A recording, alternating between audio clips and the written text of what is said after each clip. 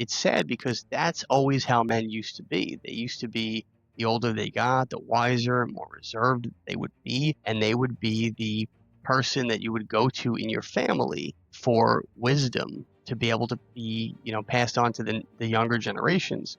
And we've seen that with the greatest generation as they aged. We've seen that with the silent generation, even as they've aged. We're not really seeing that too much anymore with the boomers. They're all still kind of acting like they're, you know, kids. They're still living out their life, their youth. It's a known phenomenon today on the internet, which is, also a reflection of reality.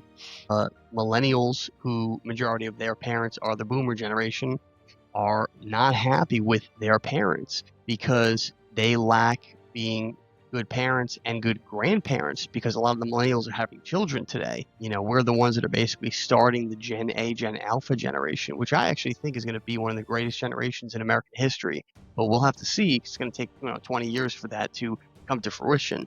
But a lot of them are, complaining online about how the boomer generation sucks and that they're not, great parents or grandparents, and that in their old age now they should be spending more time with their children and helping them with their kids, which is the boomers' grandkids. And instead they're taking luxurious trips and enjoying their retirements and doing all these ridiculous things that are not, that's not how you should be at that stage of your life. In the Bible, it talks about how the older generations are supposed to be, how they're supposed to behave, and how they're supposed to, pass on wisdom to the younger generations. They're supposed to be there to help them and show them the way, because they already lived through those eras in their lives. And the boomer generation lacks that.